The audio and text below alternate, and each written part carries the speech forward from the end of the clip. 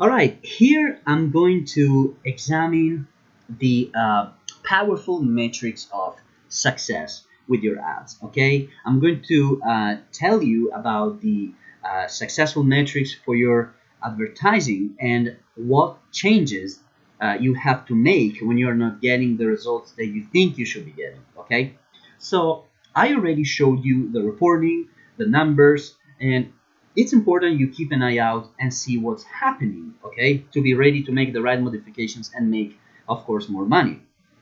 When you are running your ads, you really have to pay attention to what's going on your ads, okay, the CDR, the ROI, and all the type of stuff, so you can adjust it accordingly in the next run. So you want to adjust everything, okay? You want to see not only how the ads are reacting, but how the audience is reacting to your product. What's going on in your funnel, from the traffic, all these things that you want to pay attention to. So when it comes to ads, you have a few metrics that you really want to pay attention to. Those are good terms that tell you what's going on and what to do with the next step. I personally have launched a lot of products, lots of ads, and built several different funnels, and this way I'm able to dive deeper into my numbers.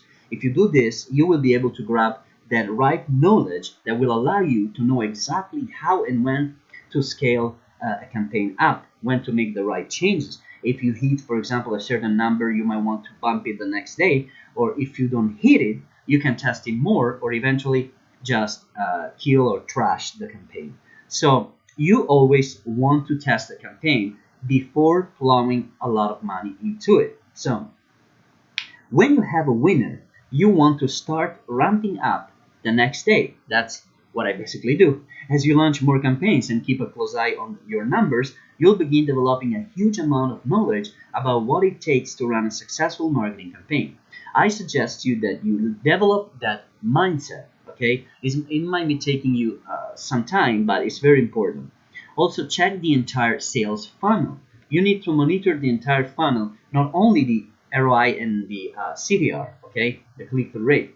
Those who only show you data about your ads performance. However, when you look at the entire sales funnel, you might learn that you are trying to sell a bad product, or you're trying to sell it to the wrong demographic group, okay? These are very, very important. So I'm going to cover three metrics variables here. Number one, the ROI, return on investment. Number two, CTR, click-through rate. And number three, comments and shares. So starting with the ROI, which is the metric number one, this is the first one that you have to keep in mind. It stands for return on investment. And for instance, let's say like an email campaign is very low cost, okay? You are paying for an autoresponder, and you may or may not be paying a freelancer to write your emails.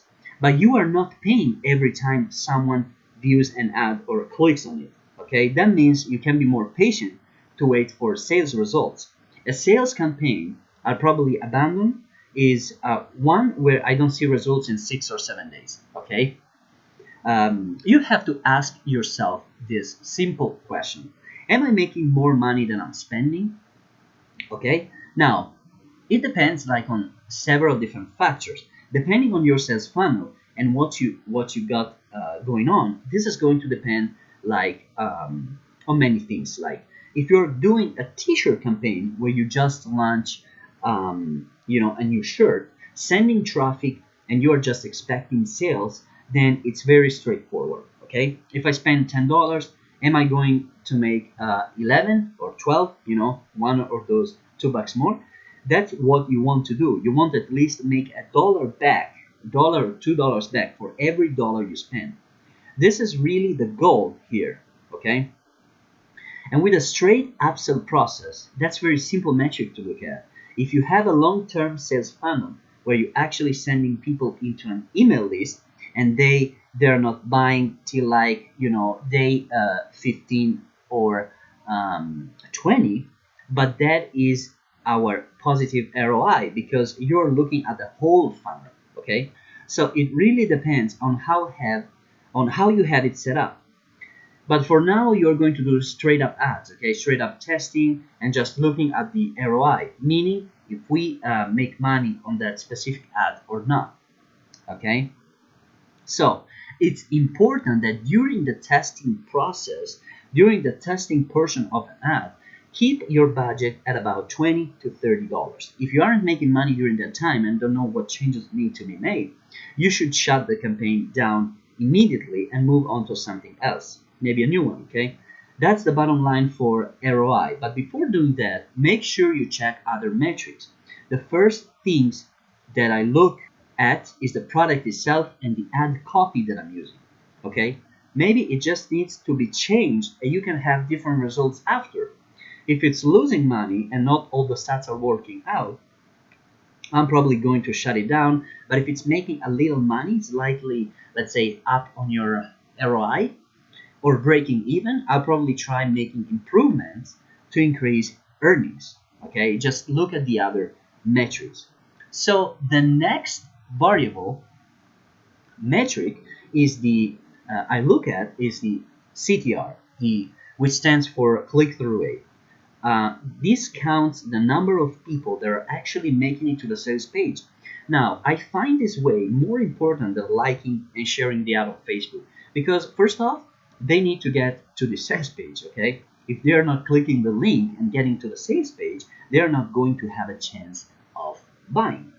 Your ad might go viral, but if people aren't following the link to the sales page, they aren't going to make purchases.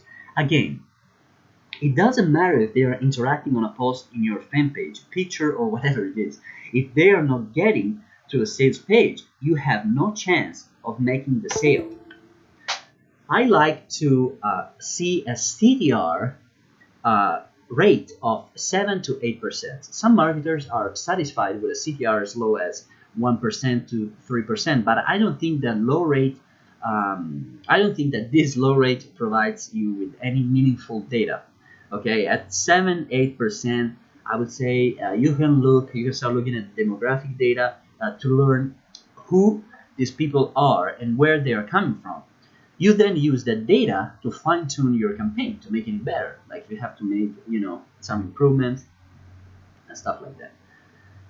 So the CTR and the ROI are very, very important. You want to have at least a minimum of 7-8% CTR, and this gets people actually to the website. You know they are there. Okay. Secondly, this creates our custom audience. Okay, the custom audience, and this is built with the people that actually visit the sales page, and this is your long-term advertising strategy when you will do retargeting, as I'll show you in the next videos. Next, the next metric I look at is the comments and shares. What I'm looking to see is if the ad is getting any engagement, which is extremely important. The best ads grab people attention and go viral. You want those type of ads. Okay, that's the beauty of Facebook, because they may not be clicking on the link, but they like the humor, or maybe it's a controversial subject that they forward to family and friends. Okay, like if you create t-shirts in the gun niche, that's very controversial, police brutality or all those topics. When you get an ad to go viral, you can make sales. You may need to make some changes, but when people are sharing your ad or commenting on it, let's say you have a great campaign and a great product that you can really get, you can really get a huge amount of sales with just viral traffic, and people are soon going to start clicking through your sales page. So, in fact, in 2014, my best-selling campaigns were the ones that went viral. I had some great success with those type of campaigns. These were the t-shirts with a controversial subject, especially the Second Amendment, the guns niche, like I was telling you, the other controversial topics like autism, police brutality. People just liked and shared and showed their friends my t-shirts so that they could buy them. That's the power, of an ad being viral. So I like to look at likes, shares, and comments. Specifically, what I'm looking for are between 50 and 100 shares for a shirt and twice as many likes, because the ad being shared and liked, you can keep your ad costs relatively low since it's being virally shared, since people share it. So you still want to keep it out there, which is why I continue to run the campaign at about $20 per day ad spend.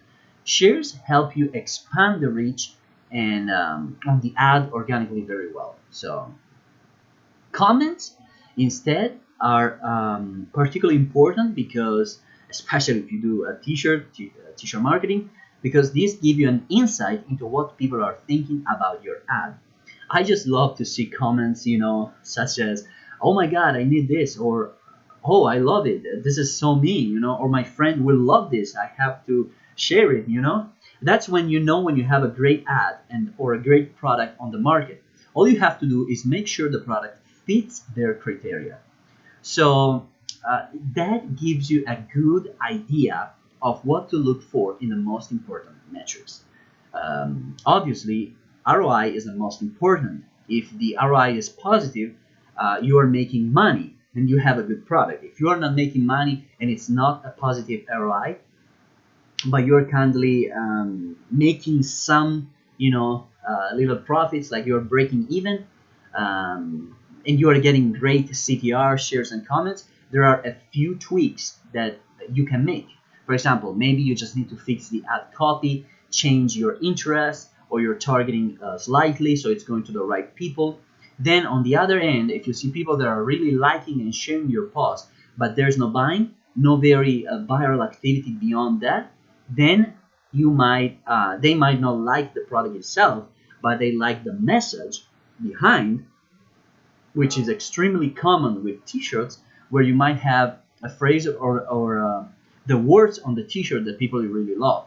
So, but the design, maybe it's ugly, not attractive, or the t-shirt is horrible. I've seen plenty of designs that are very, horrible. They're not going to buy it, but they will likely share it due to the social media viral effect. So you are paying for that engagement, and all you have to do to change that type of ad campaign for success is making adjustments on the product. Maybe change the design and make it better, have the same words, but just slightly making it better. Okay, so these metrics are very important to follow and kind of determine where the success is actually coming from. In the next video, I'm going to show you how to make the adjustments and go from there.